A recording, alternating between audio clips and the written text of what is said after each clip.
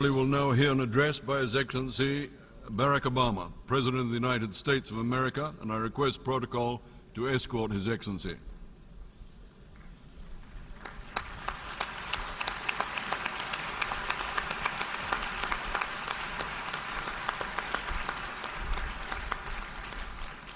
On behalf of the General Assembly, I have the honor to welcome to the United Nations His Excellency Barack Obama, President of the United States of America, and to invite him to address the Assembly.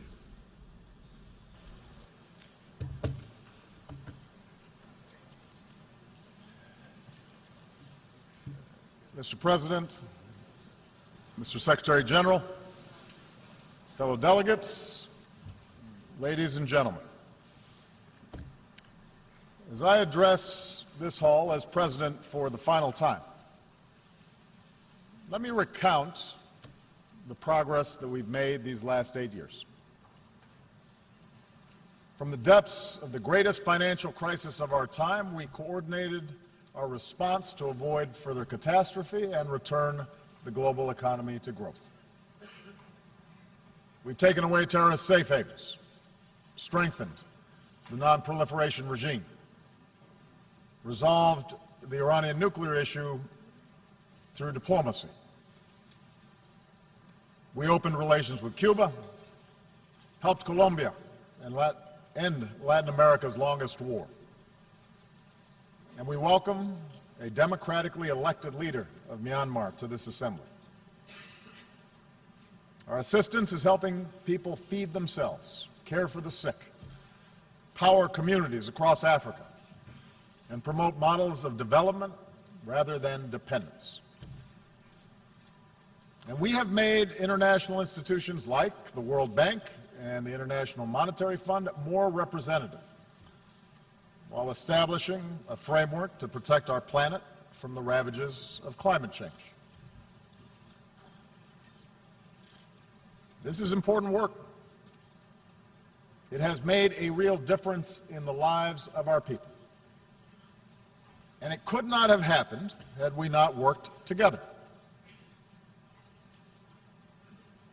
And yet, around the globe, we are seeing the same forces of global integration that have made us interdependent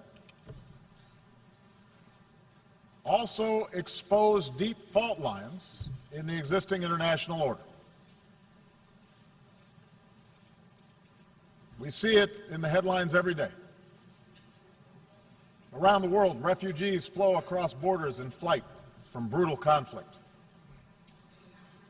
Financial disruptions continue to weigh upon our workers and entire communities. Across vast swaths of the Middle East, basic security, basic order has broken down. We see too many governments muzzling journalists and quashing dissent and censoring the flow of information. Terrorist networks use social media to prey upon the minds of our youth, endangering open societies and spurring anger against innocent immigrants and Muslims. Powerful nations contest the constraints placed on them by international law. And this is the paradox that defines our world today. A quarter century after the end of the Cold War, the world is by many measures less violent and more prosperous than ever before. And yet our societies are filled with uncertainty and unease and strife.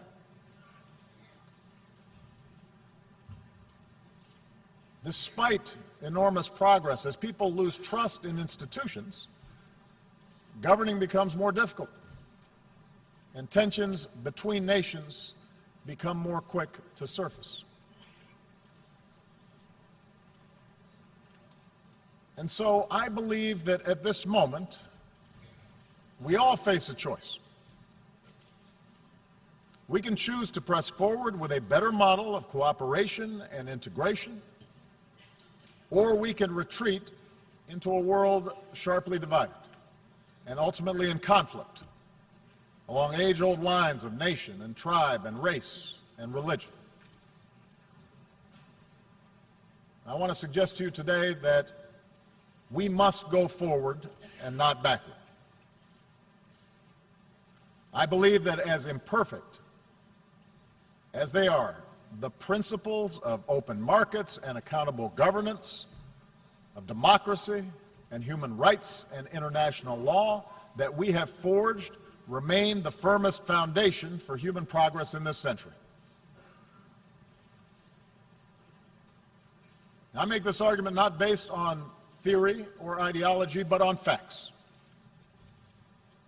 Facts that all too often we forget in the immediacy of current events. Here's the most important fact.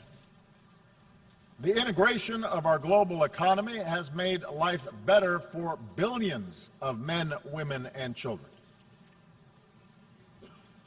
Over the last 25 years, the number of people living in extreme poverty has been cut from nearly 40% of humanity to under 10%. That's unprecedented. And it's not an abstraction. It means children have enough to eat. Mothers don't die in childbirth.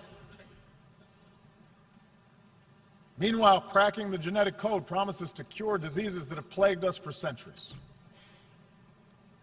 The internet can deliver the entirety of human knowledge to a young girl in a remote village on a single handheld device. In medicine and in manufacturing and education and communications, we're experiencing a transformation of how human beings live on a scale that recalls the revolutions in agriculture and industry. And as a result, a person born today is more likely to be healthy, to live longer, and to have access to opportunity than at any time in human history. Moreover, the collapse of colonialism and communism has allowed more people than ever before to live with the freedom to choose their leaders. Despite the real and troubling areas where freedom appears in retreat, the fact remains that the number of democracies around the world has nearly doubled in the last 25 years. In remote corners of the world, citizens are demanding respect for the dignity of all people, no matter their gender or race or religion or disability or sexual orientation. And those who deny others dignity are subject to public reproach. An explosion of social media has given ordinary people more ways to express themselves and has raised people's expectations for those of us in power. Indeed, our international order has been so successful that we take it as a given that great powers no longer fight world wars, that the end of the Cold War lifted the shadow of nuclear Armageddon, that the battlefields of Europe have been replaced by peaceful union, that China and India remain on a path of remarkable growth. I say all this not to whitewash the challenges we face or to suggest complacency. Rather, I believe that we need to acknowledge these achievements in order to summon the confidence to carry this progress forward and to make sure that we do not abandon those very things that have delivered this progress. In order to move forward, though, we do have to acknowledge that the existing path to global integration requires a course correction. Because too often those trumpeting the benefits of globalization have ignored inequality within and among nations, have ignored the enduring appeal of ethnic and sectarian identities, have left international institutions ill-equipped, underfunded, under-resourced in order to handle transnational challenges.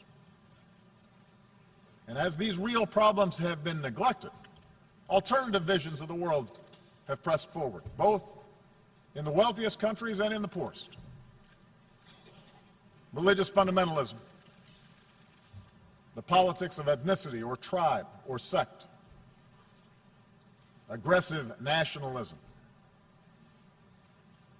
a crude populism, sometimes from the far left, but more often from the far right, which seeks to restore what they believe was a better, simpler age free of outside contamination. We cannot dismiss these visions. They are powerful. They reflect dissatisfaction among too many of our citizens. I do not believe those visions can deliver security or prosperity over the long term. But I do believe that these visions fail to recognize at a very basic level our common humanity. Moreover, I believe that the acceleration of travel and technology and telecommunications, together with a global economy that depends on a global supply chain, makes it self-defeating ultimately for those who seek to reverse this progress. Today, a nation ringed by walls would only imprison itself.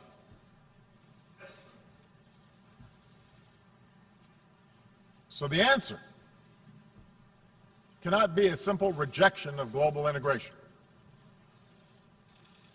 Instead, we must work together to make sure the benefits of such integration are broadly shared, and that the disruptions, economic, political, and cultural, that are caused by integration are squarely addressed. Now, this is not the place for a detailed policy blueprint, but let me offer in broad strokes those areas where I believe we must do better together. It starts with making the global economy work better for all people and not just for those at the top.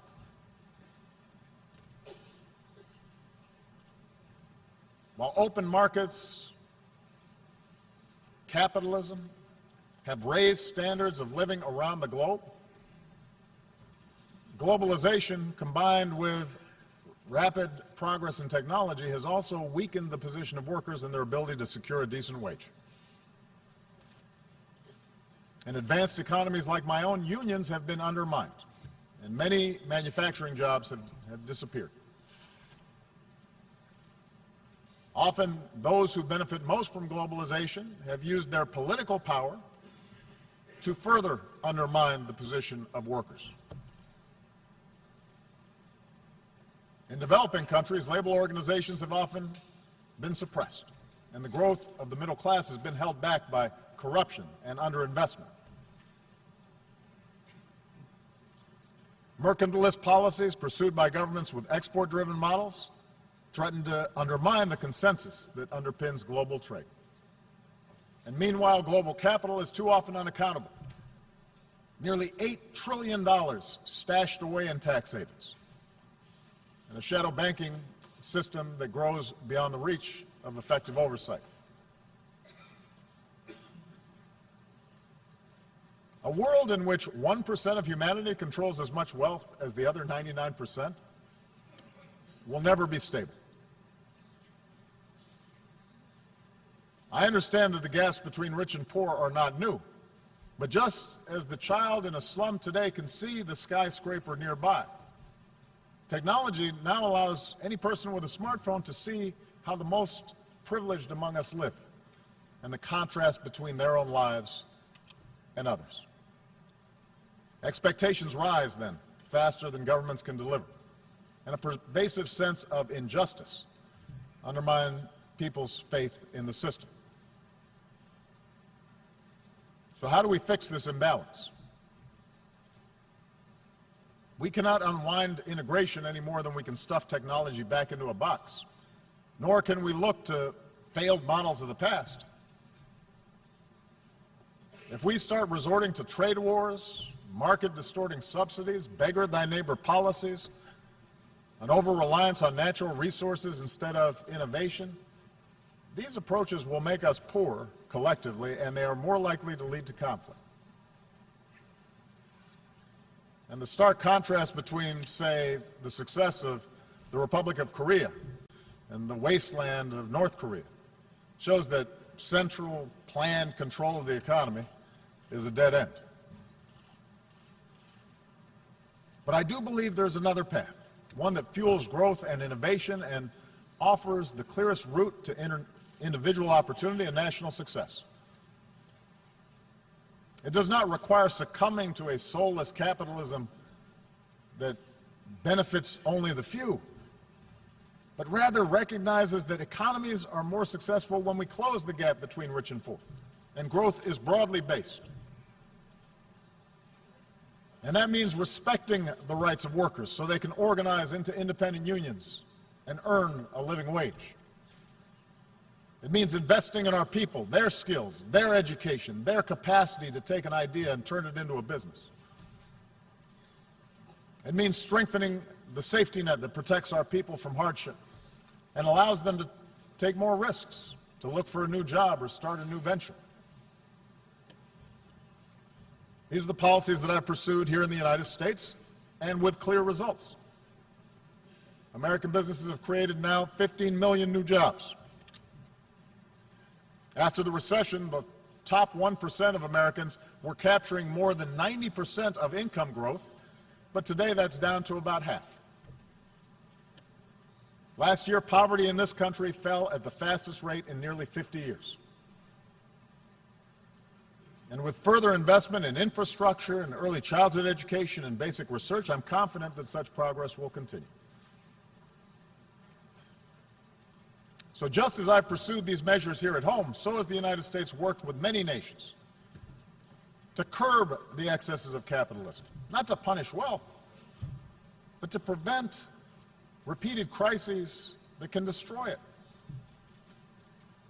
That's why we've worked with other nations to create higher and clear standards for banking and taxation. Because a society that asks less of oligarchs than ordinary citizens will rot from within. That's why we've pushed for transparency and cooperation in rooting out corruption and tracking illicit dollars. Because markets create more jobs when they're fueled by hard work and not the capacity to extort a bribe. That's why we've worked to reach trade agreements that raise labor standards and raise environmental standards, as we've done with the Trans-Pacific Partnership, so that the benefits are more broadly shared. And just as we benefit by combating inequality within our countries, I believe advanced economies still need to do more to close the gap between rich and poor nations around the globe. This is difficult politically. It's difficult to spend on foreign assistance. But I do not believe this is charity.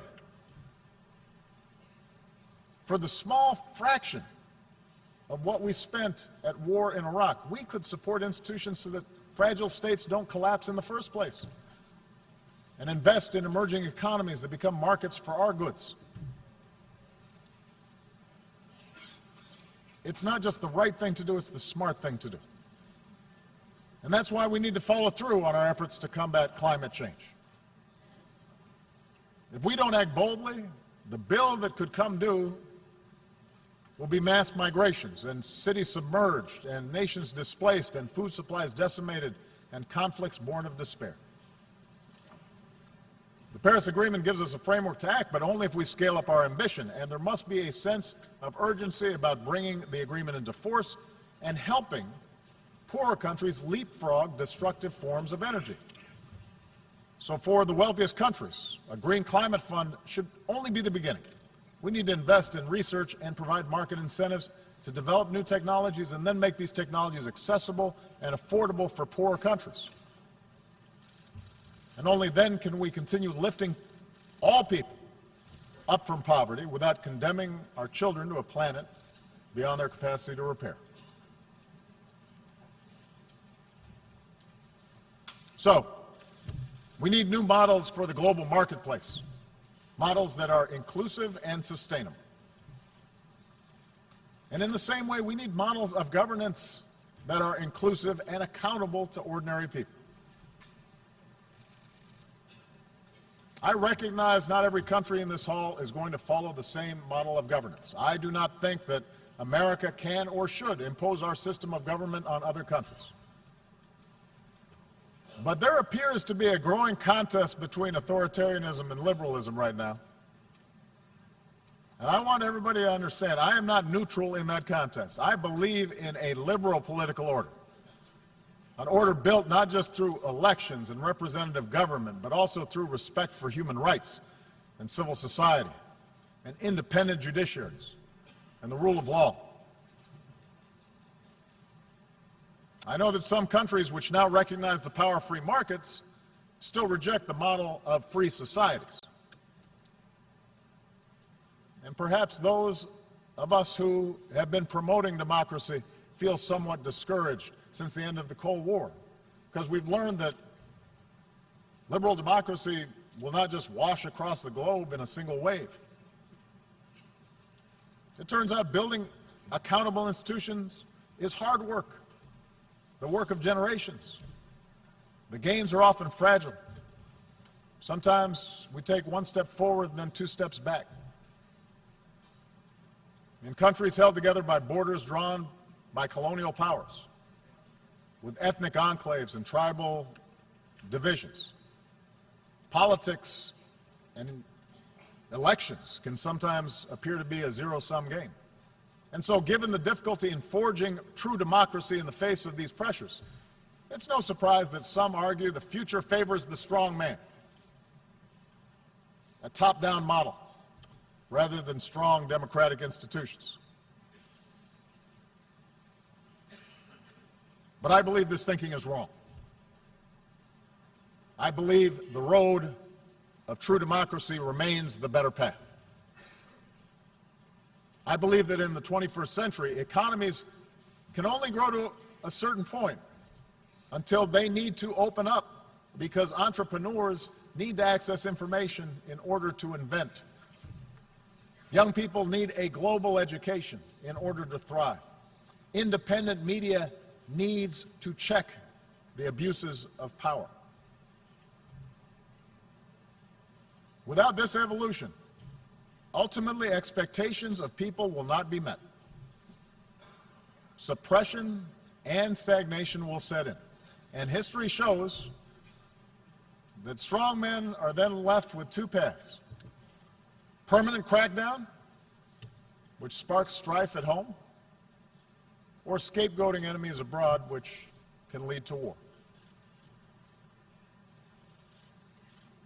Now, I will admit, my belief that governments serve the individual and not the other way around is shaped by America's story. Our nation began with a promise of freedom that applied only to the few, but because of our democratic Constitution, because of our Bill of Rights, because of our ideals, ordinary people were able to organize and march and protest, and ultimately those ideals won out.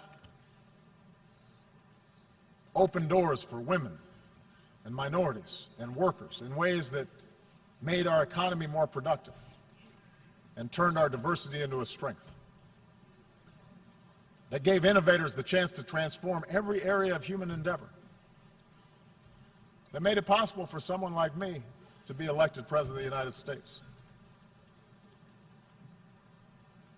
So yes, my views are shaped by the specific experiences of America, but I do not think this story is unique to America. Look at the transformation that's taken place in countries as different as Japan and Chile, Indonesia, Botswana. The countries that have succeeded are ones in which people feel they have a stake. In Europe, the progress of those countries in the former Soviet bloc that embraced democracy stand in clear contrast to those that did not. After all, the people of Ukraine did not take to the streets because of some plot imposed from abroad. They took to the streets because their leadership was for sale, and they had no recourse. They demanded change because they saw life get better for people in the Baltics and in Poland, societies that were more liberal and democratic and open than their own.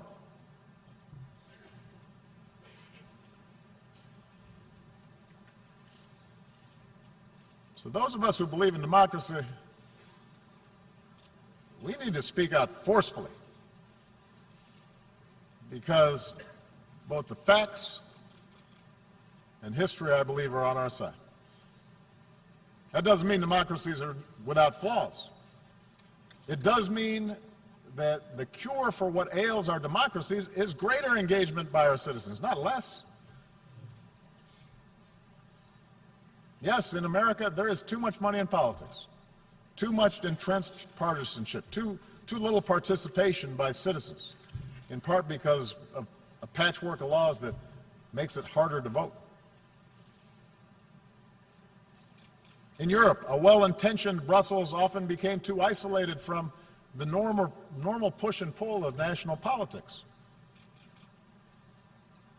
Too often in capitals, decision makers have forgotten that democracy needs to be driven by civic engagement from the bottom up, not governance by experts from the top down.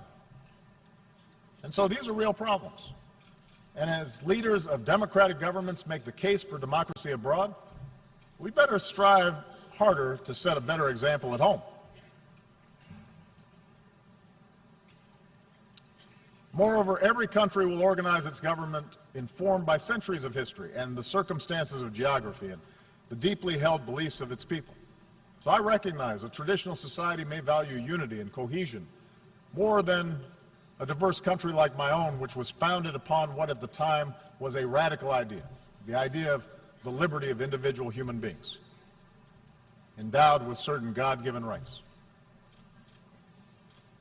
But that does not mean that ordinary people in Asia or Africa or the Middle East somehow prefer arbitrary rule that denies them a voice in the decisions that can shape their lives. I believe that spirit is universal. And if any of you doubt the universality of that desire, listen to the voices of young people everywhere who call out for freedom and dignity and the opportunity to control their own lives.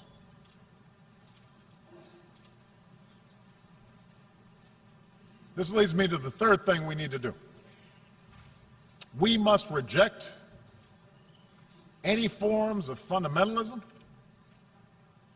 or racism or a belief in ethnic superiority that makes our traditional identities irreconcilable with modernity. Instead, we need to embrace the tolerance that results from respect of all human beings.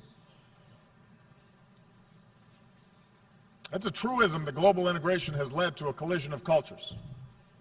Trade, migration, the internet, all these things can challenge and unsettle our most cherished identities. We see liberal societies express opposition when women choose to cover themselves. We see protests responding to Western newspaper cartoons that caricature the Prophet Muhammad. In a world that left the age of empire behind, we see Russia attempting to recover lost glory through force. Asian powers debate competing claims of history.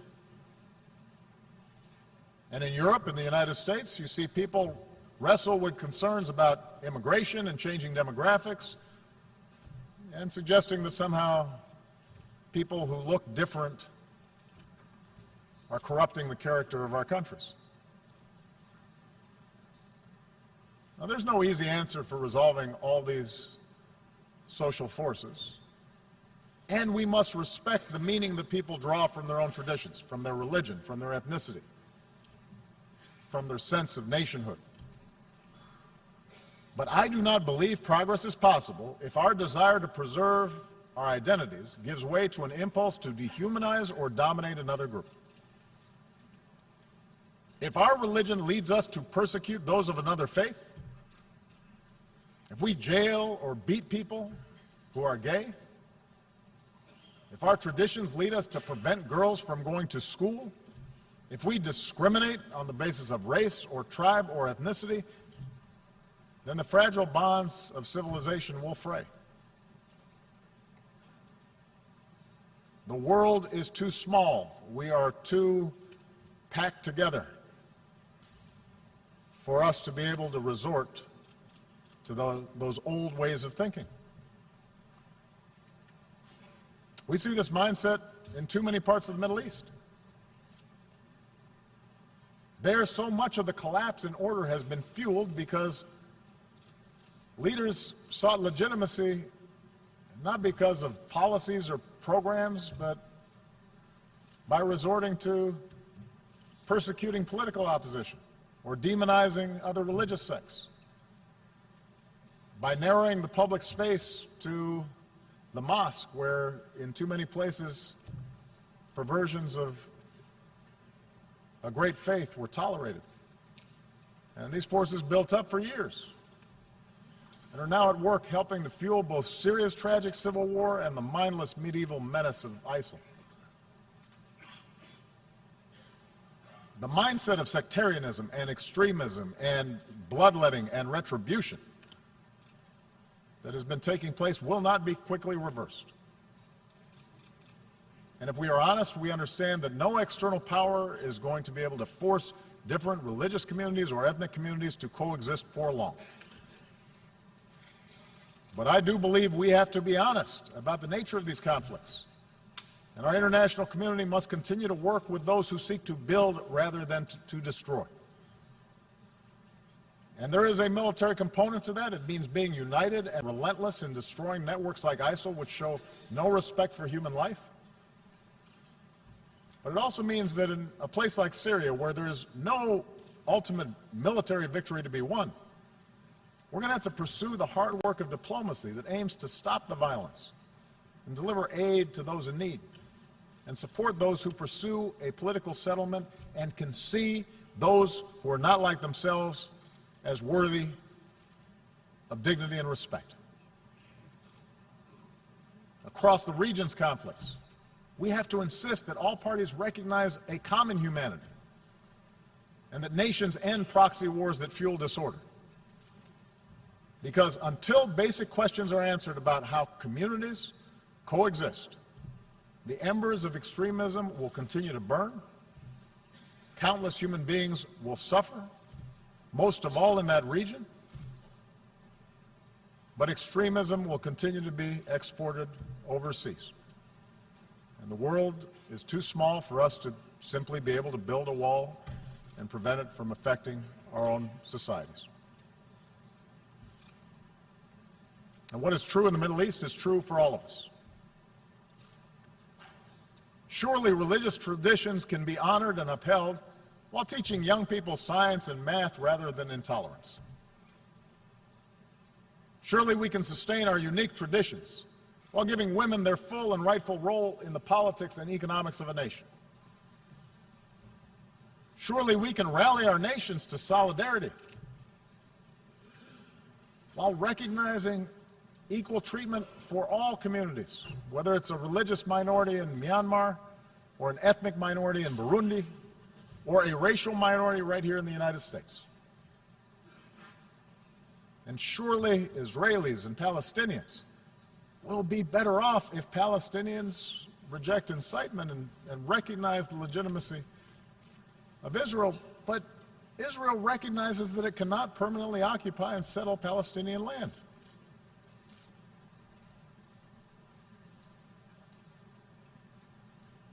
We all have to do better as leaders in tamping down rather than encouraging a notion of identity that leads us to diminish others. And this leads me to the fourth and final thing we need to do, and that is sustain our commitment to international cooperation rooted in the rights and responsibilities of nations. As President of the United States, I know that for most of human history, power has not been unipolar. And the end of the Cold War may have led too many to forget this truth. I've noticed as president that at times both America's adversaries and some of our allies believe that all problems were either caused by Washington or could be solved by Washington. And perhaps too many in Washington believe that as well.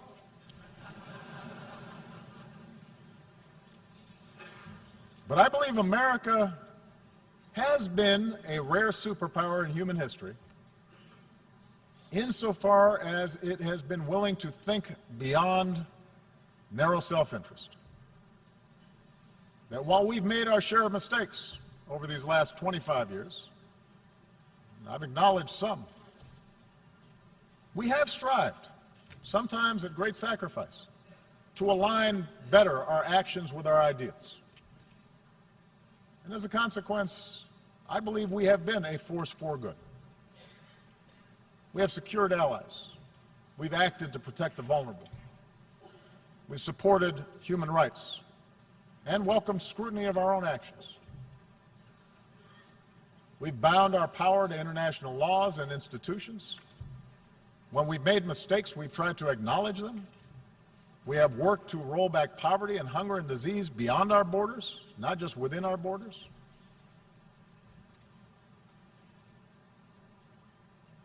I'm proud of that. But I also know that we can't do this alone. And I believe that if we're to meet the challenges of this century, we are all going to have to do more to build up international capacity. We cannot escape the prospect of nuclear war unless we all commit to stopping the spread of nuclear weapons and pursuing a world without them. When Iran agrees to accept constraints on its nuclear program, that enhances global security and enhances Iran's ability to work with other nations. On the other hand, when North Korea tests a bomb, that endangers all of us. And any country that breaks this basic bargain must face consequences. And those nations with these weapons, like the United States, have a unique responsibility to pursue the path of reducing our stockpiles and reaffirming basic norms like the commitment to never test them again. We can't combat a disease like Zika that recognizes no borders. Mosquitoes don't respect walls, unless we make permanent the same urgency that we brought to bear against Ebola, by strengthening our own systems of public health, by investing in cures and rolling back the root causes of disease, and helping poorer countries develop a public health infrastructure. We can only eliminate extreme poverty if the sustainable development goals that we have set are more than words on paper. Human ingenuity now gives us the capacity to feed the hungry and give all of our children, including our girls, the education that is the foundation for opportunity in our world. But we have to put our money where our mouths are. And we can only realize the promise of this institution's founding, to replace the ravages of war with cooperation, if powerful nations, like my own, accept constraints. Sometimes I'm criticized in my own country for professing a belief in international norms and multilateral institutions, but I am convinced that in the long run, giving up some freedom of action, not giving up our ability to protect ourselves or pursue our core interests, but binding ourselves to international rules over the long term enhances our security. And I think that's not just true for us. If Russia continues to interfere in the affairs of its neighbors, it may be popular at home, it may fuel nationalist fervor for a time, but over time it is also going to diminish its stature and make its borders less secure. In the South China Sea, a peaceful resolution of disputes offered by law will mean far greater stability than the militarization of a few rocks and reefs. We are all stakeholders in this international system, and it calls upon all of us to invest in the success of institutions to which we belong. And the good news is that many nations have shown what kind of progress is possible when we make those commitments. Consider what we've accomplished here. over the past few years. Together we mobilized some 50,000 additional troops for UN peacekeeping, making them nimble, better equipped, better prepared to deal with emergencies. Together we established an open government partnership so that increasingly transparency empowers more and more people around the globe. And together, now, we have to open our hearts and do more to help refugees who are desperate for a home. We should all welcome the pledges of increased assistance that have been made at this General Assembly gathering. I'll be discussing that more this afternoon, but we have to follow through even when the politics are hard. Because in the eyes of innocent men and women and children who, through no fault of their own, have had to flee everything that they know, everything that they love, we have to have the empathy to see ourselves. We have to imagine what it would be like for our family, for our children, if the unspeakable happened to us. And we should all understand that ultimately our world will be more secure if we are prepared to help those in need and the nations who are carrying the largest burden with respect to accommodating these refugees. There are a lot of nations right now that are doing the right thing. But many nations, particularly those blessed with wealth and the benefits of geography, they can do more to offer a hand.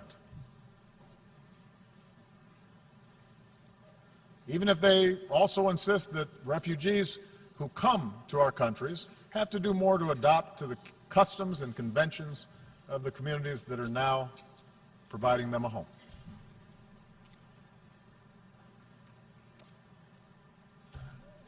Let me conclude by saying that I recognize history tells a different story than the one that I've talked about here today. There's a much darker and more cynical view of history that we can adopt. Human beings are too often motivated by greed and by power. Big countries, for most of history, have pushed smaller ones around. Tribes and ethnic groups and nation states have very often found it most convenient to define themselves by what they hate and not just those ideas that bind them together. Time and again, human beings have believed that they finally arrived at a period of enlightenment, only to repeat then cycles of conflict and suffering. Perhaps that's our fate. We have to remember that the choices of individual human beings led to repeated world war. But we also have to remember that the choices of individual human beings created a United Nations so that a war like that would never happen again.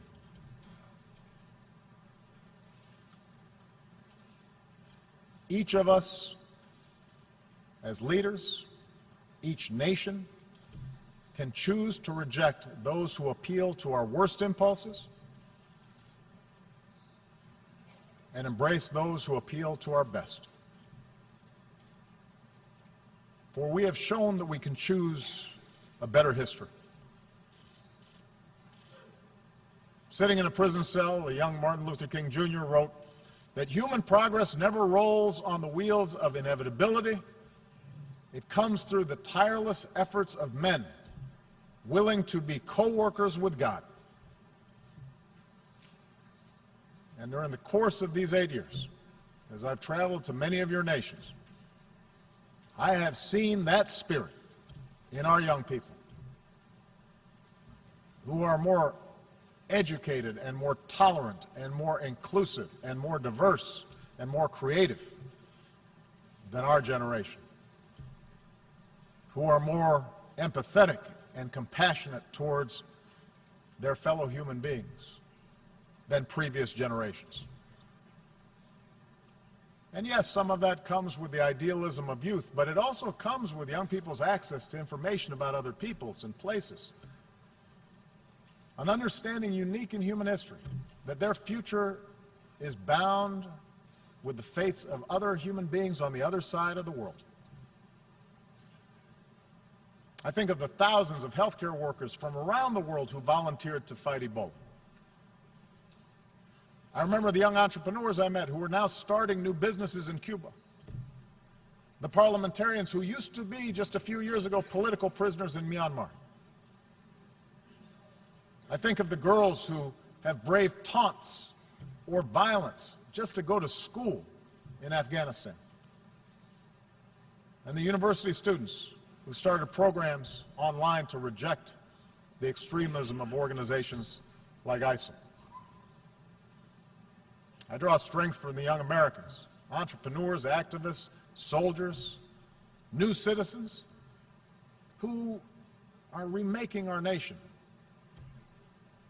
once again, who are unconstrained by old habits and old conventions and unencumbered by what is, but are instead ready to seize what ought to be.